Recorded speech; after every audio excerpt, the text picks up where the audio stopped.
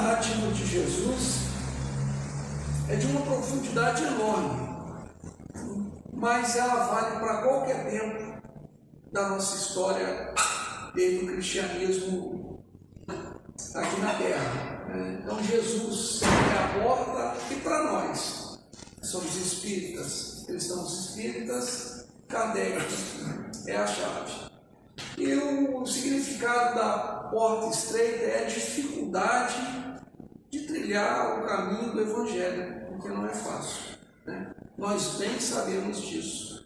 Todos nós, né, quando fazemos a escolha de ser cristão, sobretudo se for um cristão espírita, trilhar o caminho que a nossa consciência impõe não é fácil.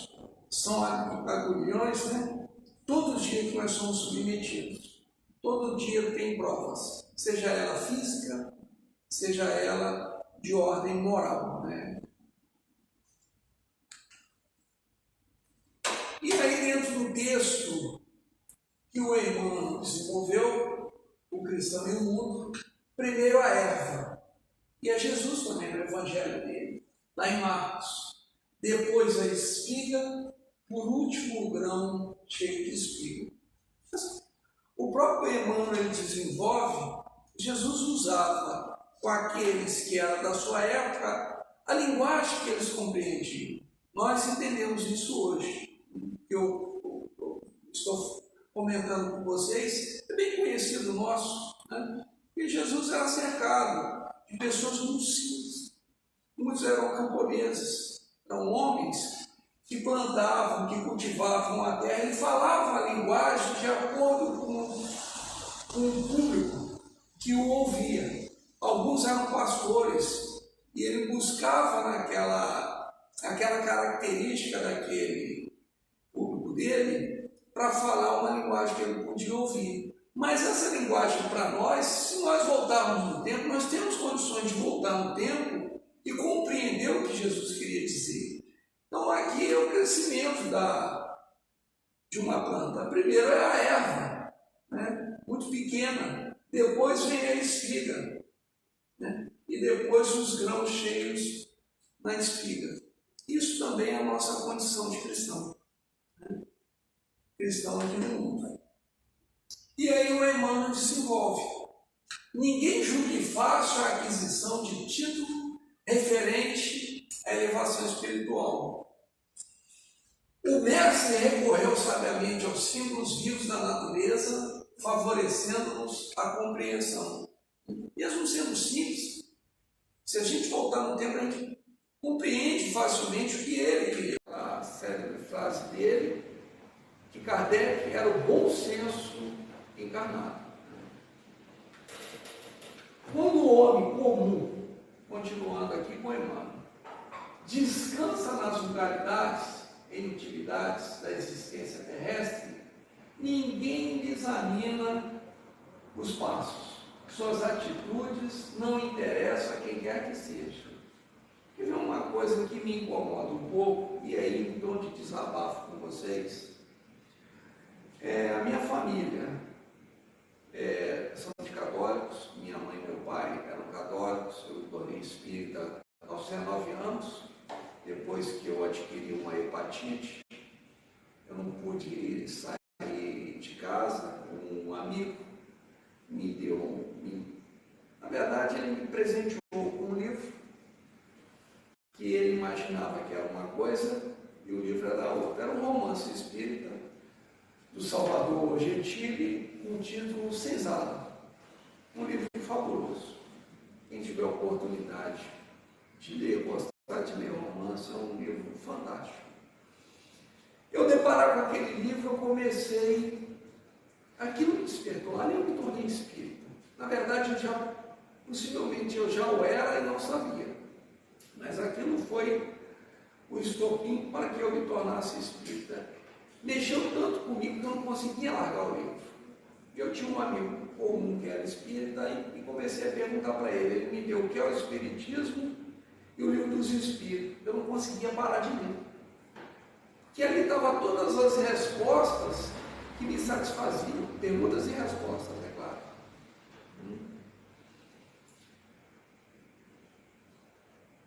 Depois de me tornar espírita, eu vim trabalhar no colégio batista, um colégio com uma denotação evangélica, cristã evangélica, e consegui conviver no campo do cristianismo, compreender as várias matizes do conhecimento.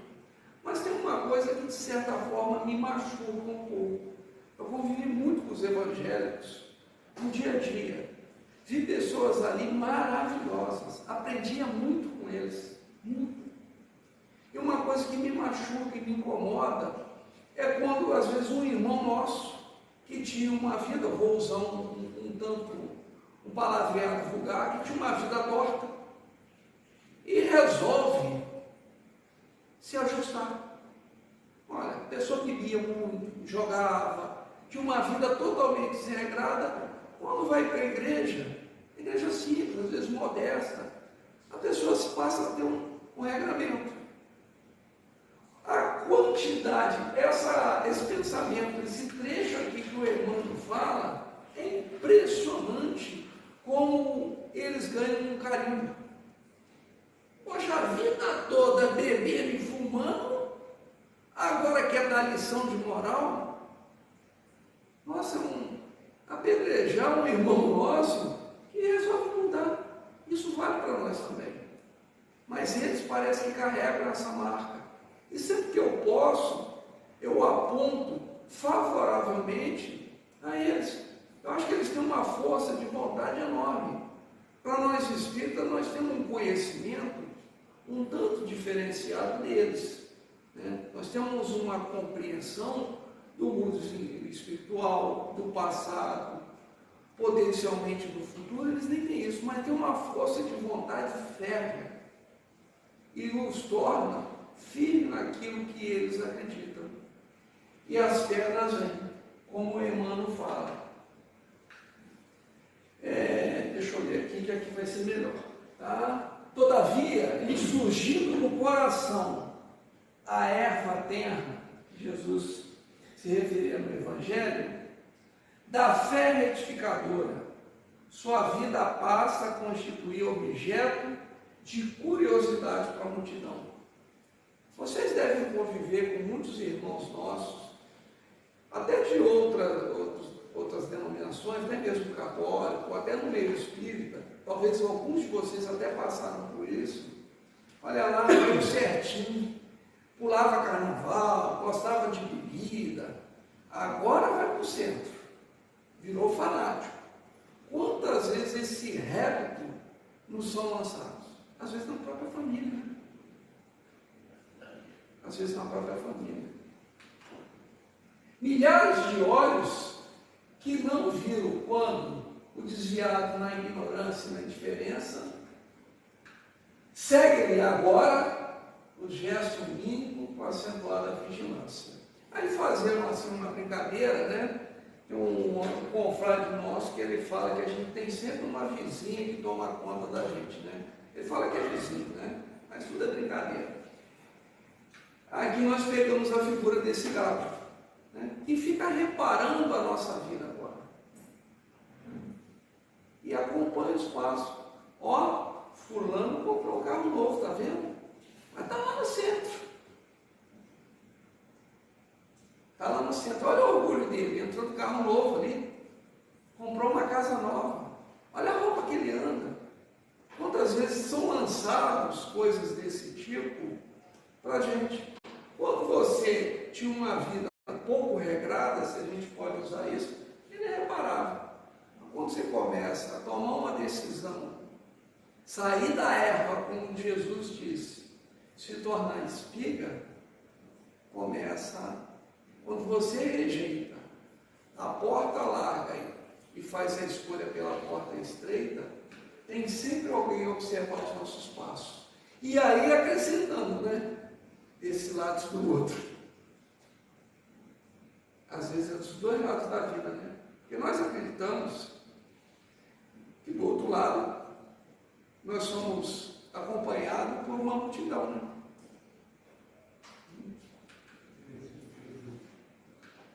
Continuando aqui, o pobre aspirante ao título de discípulo do Senhor ainda não passa de folhagem promissora, e já lhe reclamam espigas das obras celestes.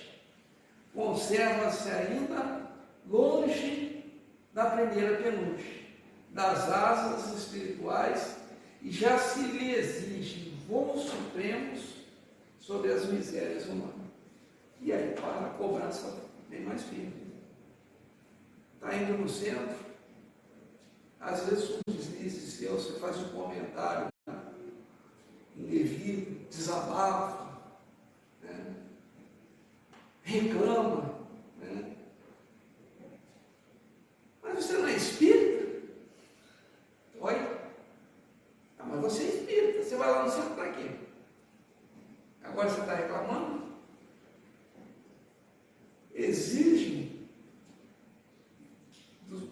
muitas vezes, de nós, uma coisa que ainda nós não alcançamos. Nós ainda estamos, usando a palavra do irmão, na folhagem. Ainda não temos essa firmeza toda. Mas a conta, se nós podemos dizer assim, vem. Muitos aprendizes desanimam e voltam para o lodo onde companheiros não os vejam. Muitos desistem. Em dias difíceis. Eu não sei se vocês têm essa percepção ou se eu estou percebendo errado. Isso é sensação minha e aqui também eu estou em tom de conversação com vocês, né? Em meio de desabafo ou em meio consulta, em forma de conversa. Parece que nós vivemos uma psicosfera, né? A sensação de repente de muita agressividade. Né? Nós saímos do Covid, entramos numa guerra, passamos um período aí de eleição muito acentuado, as críticas, principalmente ficou muito polarizado, né? Famílias e amigos que se gostavam deixando de se conversar, né? Influenciando, seja agrupamentos ou grupos de pessoas muito queridas entre si, deixam de se conversar por conta de coisas, né, que podem ser superadas com respeito, com o direito do outro pensar diferente de você. Se um pensa A e o outro pensa B, tudo bem. O tempo há de corrigir tudo. E deve-se ter o respeito. Eu costumo dizer, né, e aí vocês me permitem um pouco da força das palavras que eu vou usar, Jesus conviveu com os camponeses, com os criadores de animais, de ovelhas, conviveu com as prostitutas, que os fariseus chamavam de gente de má vida, né? Conviveu com os ladrões, conviveu com o jugo dos romanos, com leprosos, com doentes de qualquer tipo, no corpo e da alma. Jesus não lançou réplica em nenhum deles. Aliás, há um episódio muito interessante que Jesus, ele se convida para ir na casa de Levi, que depois se torna Mateus. Ele era cobrador de imposto, Jesus foi lá. E os seus discípulos, tendo aquela dificuldade do recolhimento de imposto, não compreendiam por que Jesus foi lá. Maria Madalena, olha o que essa mulher fez, o que ela se torturou para seguir a porta estreita. Nós não temos dimensão do valor dessa mulher no contexto do Evangelho. Tanto é que ela tem tanto valor que foi a primeira para que Jesus apareceu depois da sua morte. Às vezes passa despercebido para a gente o valor histórico, simbólico que Jesus denotava nos seus atos. E aqui nós temos um texto que eu gosto muito também, do Evangelho. O amor de muitos esfriará. Esse não é do nosso tempo hoje. Eu vou passar por lá de cá para tentar ali um pouquinho melhor, para fugir da câmera ali. Jesus saía do templo e ia embora quando os discípulos se aproximaram dele para lhe mostrar as construções do templo. Jesus respondeu: vocês que estão vendo tudo isso, eu garanto a vocês que aqui não ficará pedra sobre pedra, tudo será destruído. Jesus estava sentado no Monte das Oliveiras. Na verdade, o templo realmente, no cerco romano a Jerusalém, o templo foi derrubado. Mas se trouxermos para a nossa época, num contexto um pouco diferente, nós não podemos dizer que esse templo, essa muralha, pode ser aqueles conceitos fora do Evangelho que vão ter que cair. Tentando utilizar, trazendo do tempo e no espaço, usar ele de outra forma. Ainda o amor de muitos se esfriará. Seus discípulos se aproximando, em particular, e disseram: dize-nos, quando vai acontecer isso? Qual será o sinal da tua vinda e do fim do mundo? Eles já esperavam o fim do mundo. Aliás, isso é histórico se esperar fim do mundo, né? A gente sabe que hoje a astronomia moderna diz para a gente que não é assim. A Terra deve durar aí mais uns 4 bilhões e meio de anos. Né? Nós não precisamos ter pressa. Salvo se cair um meteoro, alguma coisa, uma colisão que não está prevista. Mas a Terra, ela vai ter essa duração. Nós sabemos que o Sol um dia há de se expandir e consumir parte dos planetas. Mas certamente nós não estaremos mais aqui. Certamente, sendo muito otimista, nós estaremos em mundos mais sublimados, né? Vamos manter esse otimismo, né? E vai ser assim, né? 4 bilhões de anos dá para a gente fazer um progresso muito bom. Continuando ainda, Jesus responde aos seus discípulos, na indagação dele: cuidado para que ninguém engane vocês, porque muitos virão em meu nome dizendo: eu sou o Messias, né? E muitos aparecem hoje dizendo que tem a salvação para muita coisa, né? E enganarão muita gente, e vocês vão ouvir falar de guerras, rumores de guerra. Prestem atenção e não fiquem assustados, pois essas coisas devem acontecer, mas ainda não é o fim. Bom, guerra a gente não estamos ouvindo, nós estamos vendo. Através dos noticiários, das redes sociais, nós estamos vendo uma guerra. Aliás, nós passamos uma guerra que a pandemia foi mais ou menos isso. Não deu a sensação de você estar num campo de batalha, cai um aqui, cai outro ali, caiu quase 700 mil. Né? E nós prosseguimos, ainda não fomos atingidos pelo início do Covid. Alguns foram baleados, mas conseguiram sair e nós estamos de novo no nosso campo de batalha. Só fazendo uma alegoria, né? De fato, uma nação lutará contra outra, e um reino contra outro reino. Haverá fome e terremotos em vários lugares. Mas tudo isso é o começo das dores. Então os homens vão entregar vocês à tribulação e matá-los. Vocês serão odiados por todas as nações por causa de meu nome. E de fato aconteceu com boa parte dos discípulos deles. Hoje, o mundo também vive uma certa perseguição aos cristãos. Às vezes não sai no noticiário de uma forma tão contundente quanto nós imaginamos. Mas há partes do nosso planeta, países ainda que perseguem os cristãos. Nós tivemos em alguns anos atrás um episódio, né, de grupos radicais matando os cristãos em região da Ásia, da África. Muito triste. E aí Jesus continua: muitos ficarão escandalizados, trairão e odiarão uns aos outros. Vão surgir muitos falsos profetas, que enganarão muita gente. A maldade se espalhará tanto que o amor de muitos se esfriará. Hoje, nas nossas lutas diárias aí, a gente percebe que muita gente desanimada, né? Não acredita em nada,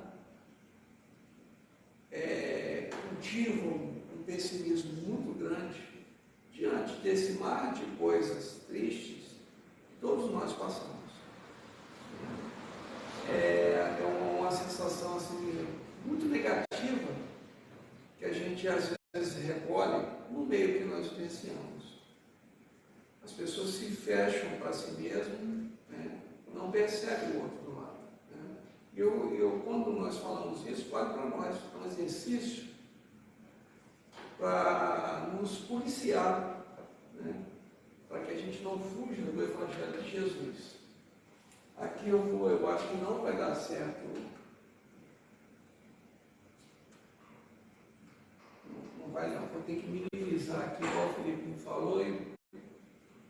Esse vídeo aqui é um vídeo muito oportuno que o Divaldo,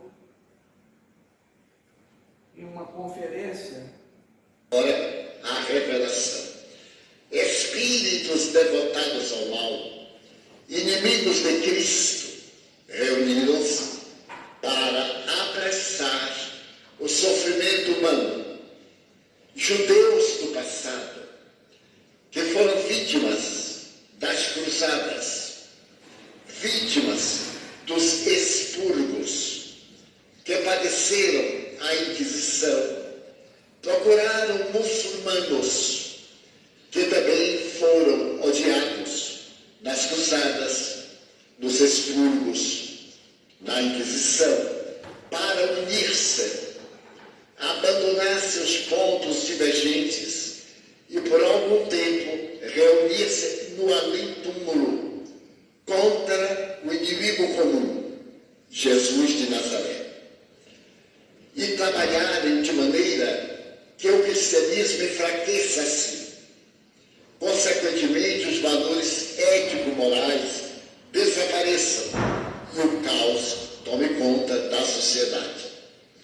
Como na atualidade, sem nenhum demérito para os outros, a doutrina que nos traz o Cristo, na sua formulação ideal, o homem-amor, o homem que revolucionou o mundo, ensinando-nos autoiluminação, tornamos os espíritas as vítimas preferidas desses espíritos, que passaram a perseguir-nos por causa do nosso ideal, a imiscuir-se nas nossas instituições doutrinárias, gerando situações lamentáveis, brigas ridículas por cargos, por funções, mas não por encargos, não por trabalho.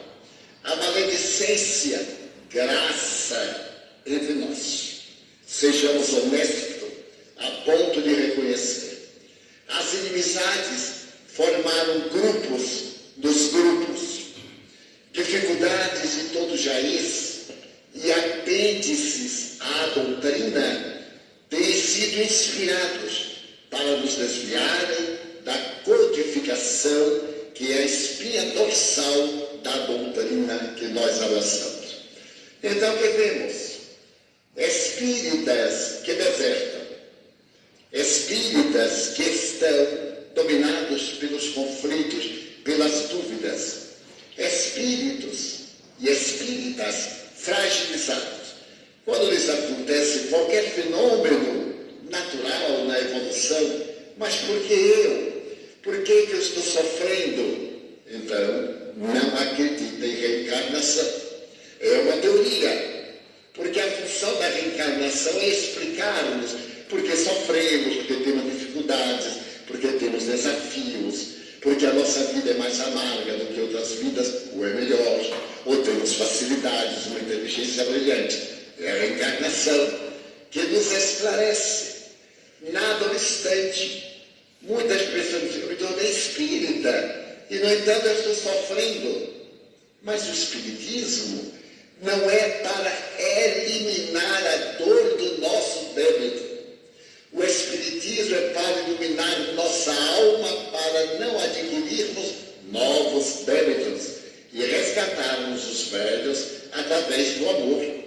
Está havendo um enfoque totalmente oposto. Pessoas me dizem, Divaldo, eu sou bom, eu faço caridade, e no entanto não estou conseguindo negócios. Ele, mas é a crise internacional. Ah, mas eu sou espírita. Então se conforme. Você sabe que vai passar. Você sabe que é um teste. As lições que nós vimos na doutrina são de consolo moral. Não são para nos dar a roupa da última grife, para nos colocar na classe executiva dos aviões, daqui para Salvador, classe executiva que graças a Deus não tem. Então nós estamos com enfoque desvaiado, inspirados por forças satanizantes. A sensualidade está cada vez mais devoradora.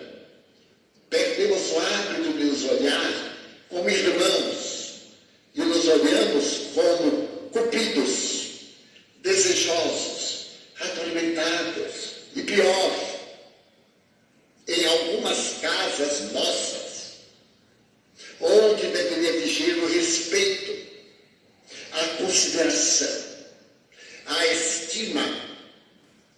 Alguns indivíduos psicopatas, obsidiados, utilizam-se do atendimento fraterno para seduzir pessoas vulneráveis, pessoas frágeis, para insinuar-se diante de pessoas agônicas, que nesse momento de dificuldade pega no mar do desespero qualquer tábua que lhe pareça de salvação. É necessário que alguém dê um alarme. É necessário que tenhamos a coragem de ver as nossas deficiências nas nossas casas. Não nos interessa como se comportam os outros religiosos. Interessa-nos como nos comportamos nós. As instituições estão lutando com dificuldades para chamar marxistas. E então as pessoas aprendem paz, aprendem jorê e outra coisa, e abrem uma clínica paga, porque o passe é gratuito. Vamos viver de outra forma, durante os dias para a grande noite, e durante a noite para o grande dia. As reuniões mediúnicas estão perdendo o ardor. As comunicações dolorosas dos sofredores que são trazidos estão sendo vítimas dos conflitos dos médiuns. 60% de animismo. Estou nisso há 84 anos. Posso avaliar qualquer pessoa de bom senso. O espírito que se suicidou não vai incorporar em meio de nós dizendo, eu me suicidei, eu estava sentado no banco do jardim e aí eu me suicidei. Isso não é comunicação mediúnica, nem é narração. O suicida chega, suicida, desesperado, sem saber o que aconteceu, com as feridas da alma expostas. Ali é o hospital de emergência, que o dialogador vai com ternura, rapidez, para atender de emergência. Tenho ouvido doutrinadores demorarem 20, 40 minutos dizendo nada, mas esse vídeo louvais, fazendo discurso, meu irmão, porque já ocorreu a desencarnação. O Espírito sabe lá o que é desencarnação. Encontra-se no mundo astral, no mundo sem nenhum toque. Quando ele dissesse assim, meu irmão, eu posso imaginar o que você está sofrendo, mas vamos pensar em Deus. Vamos mudar de província. Você está conversando comigo, nós não nos conhecemos, mas nós sabemos do amor da divindade. E olhar que esse Espírito sou eu amanhã, se não me conduzir bem.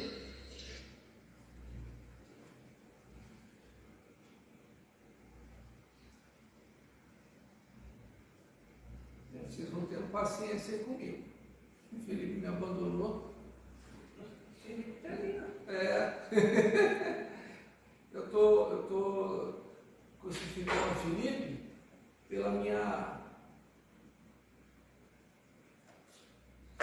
inabilidade aqui, Felipe.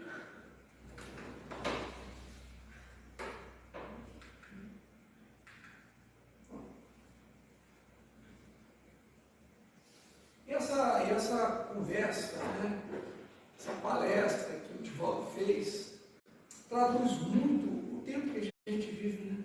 A gente percebe que o amor de muitos está se esfriando.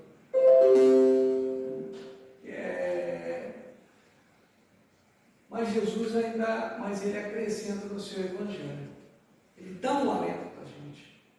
Mas aquele que perseverar até o fim, este será salvo. Será salvo de quê? É a pergunta que a gente faz, né? Você salvo de quê? E aí a gente remonta no Chico. O Chico ele tinha um pensamento, uma frase dele, ele dizia o seguinte: a pior coisa para um espírito, depois que ele retorna ao mundo espiritual, a pior coisa que pode acontecer para o espírito, assim que ele desencarna, assim que ele deixa o corpo físico, assim que ele morre, é perceber o tempo perdido. É chegar do outro lado e falar assim: eu não aproveitei a minha existência. Quantas vezes familiares nossos mesmo dizem: eu quero aproveitar minha vida. Você quer ir para o centro, você vai. Ah, lá você no centro, você virou carola mesmo, tem um monte de adjetivos que nos dão, né? Vai você. Quarta-feira, chovendo, você acha que eu vou para centro? Eu quero aproveitar minha vida. Eu quero viajar, eu quero fazer. Aproveite sim. Aproveite que vai chorar para reencarnar de novo. Eu quero aproveitar minha vida seguindo a porta estreita, fazendo todo o esforço que eu posso para melhorar, para aprender, para estender as minhas mãos na obra de Jesus. Isso eu estou dizendo é um pensamento, né? É um esforço, é um exercício aqui. E ainda continuando, e esta boa notícia sobre o reino será anunciada pelo mundo inteiro, como testemunho para todas as nações, então chegará ao fim. Isso nós imaginamos, estamos deduzindo, né, que nessa era de regeneração, o Evangelho de Jesus, pela sua força, há de preponderar. Mas aí alguém pode fazer uma pergunta: mas aí é muita arrogância de vocês cristãos achar que um budista, que um hinduísta, que uma pessoa do Islã tem que se tornar cristão. Mas nem Jesus quer torturar as pessoas com isso não. Mas a conduta desses nossos irmãos que professam outra fé, qualquer que seja ela, vai estar mais consoante com a mensagem do Evangelho. Quando Jesus proferiu: ninguém vai ao Pai senão por mim, quem pega o texto de outra corrente de pensamento que não é cristã, fala: mas esse profeta de vocês é arrogante. Por que ninguém vai ao Pai senão por ele? E por Maomé, não vai não? Não vai por Buda? não vai por um outro grande pensador? Isso é a condição que nos favorece. Nós sabemos que Jesus governa a terra. E esses espíritos, esses profetas, esses mensageiros vieram pelo nome dele. E mesmo assim, dentro desses conceitos religiosos ou de pensamento, há uma semente ali do bem. E essa é que vai preponderar. E a mensagem do Cristo, um dia há de se espalhar em toda a nação. Quando todos nós, homens, depormos as nossas armas. Ou ter um nível de tolerância um para o outro maior do que se tem hoje. Quando a humanidade cansar de brigar, chega. Se eu for brigar agora, é no campo das ideias, sem tanta violência física e sem desrespeito ao nosso irmão que pensa diferente de nós. É o que nós estamos deduzindo, é a leitura que nós fazemos da mensagem do Cristo. Esse é o Evangelho. O cristão e o mundo. Aqui tem um outro videozinho. Espera aí que eu... Aí eu vou reclamar do Felipe de novo. Ah, Felipe, eu estou aqui não reclamar. O Robinhos falou que não era para reclamar, tá?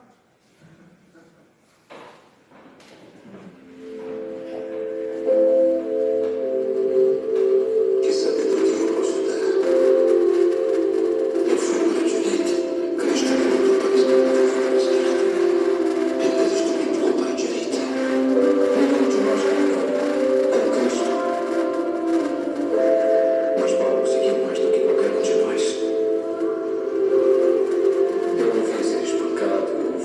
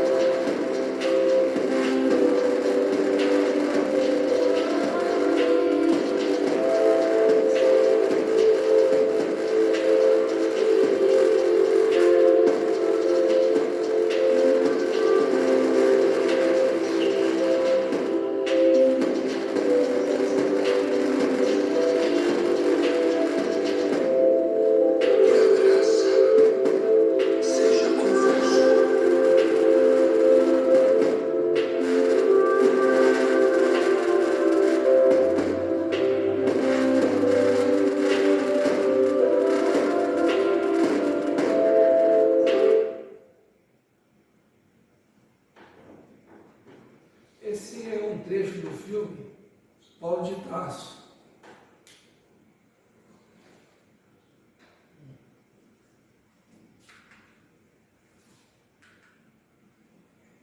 E aí, continuando o trecho do texto do Emmanuel, esquece-se o mundo de que essas almas ansiosas ainda se acham na primeira esperança. Por isso mesmo, em disputas mais ásperas, por rebentar o casulo das paixões inferiores, na aspiração de subir dentro da velha ignorância que lhe é característica, a multidão até entende o homem na animalidade em que se compraz, ou então, se o companheiro pretende elevar-se, lhe exige de pronto credenciais positivas do céu, olvidando que ninguém pode trair o tempo ou enganar o espírito na sequência da natureza. A natureza não dá salto. Muitas vezes nós vão exigir de nós provas que nós não seremos capazes. Mas a natureza não dá salto. Aos poucos, se olhar para o nosso passado, desde quando nós começamos a frequentar a esposada que nós acreditamos, certamente já demos passos bons, mas ainda distante do que deve ser. Mas sempre tem um aguilhão. Certamente nós não vamos ser convidados a ser submetidos às provas que aqueles primeiros cristãos eram submetidos. Ninguém vai ser empalado numa linha. Não vamos chicotear fisicamente. Certamente as provas de ser jogado aos leões, às feras, expostos em arenas, certamente que não. Porque o tempo é outro. Mas certamente vamos ter as nossas dificuldades.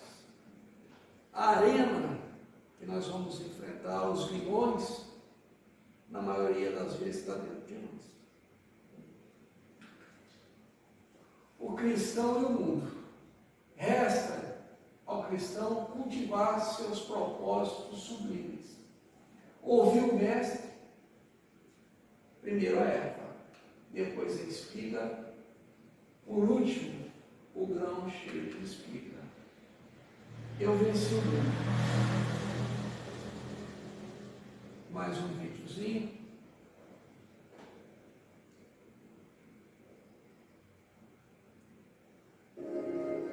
Ainda por um pouco estou convosco.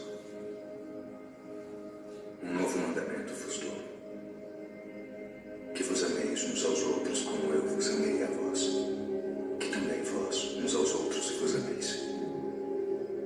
Nisto todos conhecerão que sois meus discípulos, se vos amardes uns aos outros.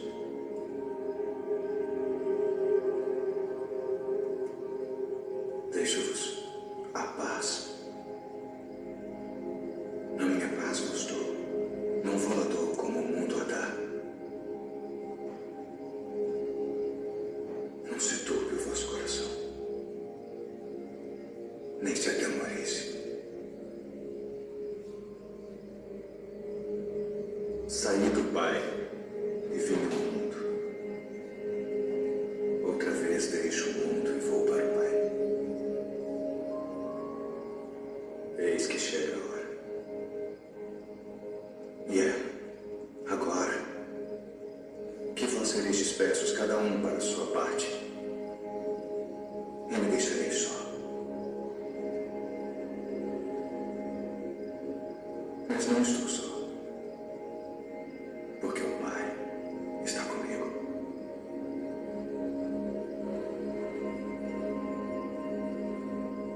Tenho-vos dito isto para que em mim tenhais paz. No mundo tereis aflições. Mas tende bom ânimo.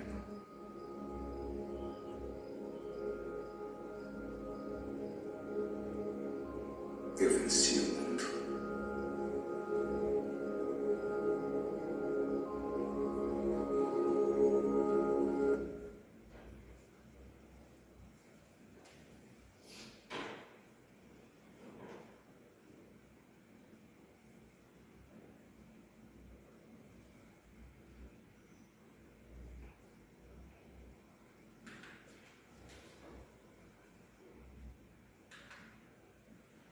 Meus irmãos, aproveitar que nós chegamos ao final, desejar a vocês, todas as famílias que aqui estão representadas, Feliz Natal.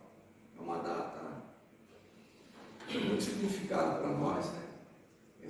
Normalmente nessas épocas nós fazemos um balanço do ano que se passa, né?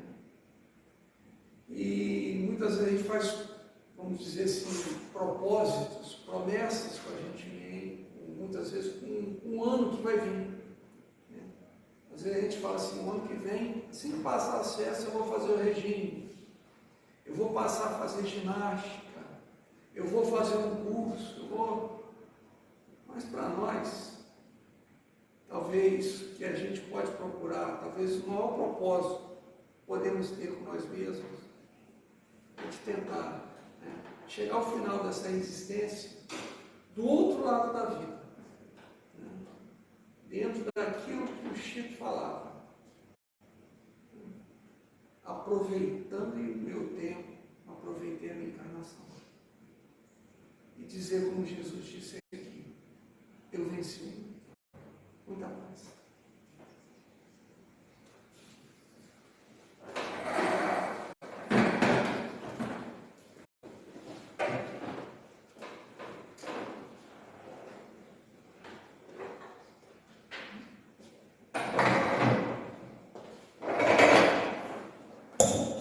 Agradecemos ao Abimael pelas colocações da noite de hoje.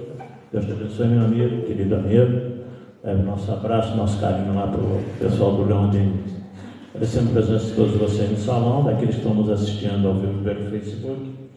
Um agradecimento todo especial também àquelas pessoas que doaram os mantimentos, né, para a cesta, que doaram dinheiro. Está tudo arrumadinho ali na secretaria, amanhã, 9 horas da manhã. Zé Roque arrumou uma viatura aí, né, Zé? Para poder levar até as nossas famílias carentes lá. Então conseguimos atender tudo aquilo que a gente imaginava, né? Então nossos sinceros agradecimentos a todos aqueles que colaboraram direto ou indiretamente para que a gente conseguisse mais um ano vencer isso, porque como vocês sabem, a nossa sopa, ela parou sábado agora, foi o último dia, só volta em fevereiro. Então nesse período a gente entrega a cesta básica, né, para que as famílias não fiquem sem alimento nenhum. A comunidade lá do Parque Maíra, lá em Pinheirão. Domingo agora nós temos a palestra normalmente do Irmizone, que vai nos falar sobre o Natal, né? Porque as pessoas perguntam, a gente não para, a EDAC não para nessas datas não, né? A gente até respeita quem realmente faz um recessozinho ali, por causa de viagem, por causa de uma série de coisas, mas já é tradição nossa aqui funcionar normalmente em todas essas datas. Então, vamos ter a palestra normalmente, dia 25 e dia 1º, né? No outro domingo, naturalmente, ok? Então fica o convite a todos vocês, o nosso sincero agradecimento. Mais alguma vez, Filipão? Não? Marta? Tranquilo? Então nós vamos encerrar a primeira parte. Aqueles que tiverem necessidade, passe agora no salão. Temos 5 passistas aí, que depois se dirigem à sala de passe. Então vamos agradecer a Jesus essa oportunidade aqui estados na noite de hoje, finalizando essa primeira parte com a oração que Ele mesmo nos ensinou. Pai nosso que está nos céus, santificado Senhor seja o vosso nome, venha a nós o vosso reino, seja feita a vossa vontade assim na terra como nos céus. O nosso de cada dia nos dai hoje, perdoa as nossas ofensas, assim como nós perdoamos a quem nos tem ofendido. Não nos deixeis cair nas tentações do caminho, mas livrai-nos de todo o mal, porque são teus o reino, o poder e a glória para todos sempre. E amanhã, 9 horas, né, Zé, o caminhãozinho vai estar aqui, e a gente já conseguiu aí a ajuda do Sérgio, mais alguns aí, os caras, para poder ajudar a carregar o caminhão. Eu vou fazer tudo possível para dar uma fugidinha lá, né, bater dos nossos problemas, dos nossos problemas da prefeitura. mas se eu não conseguir, a gente já está com a esqueminha montada. Um abraço a todos, boa noite.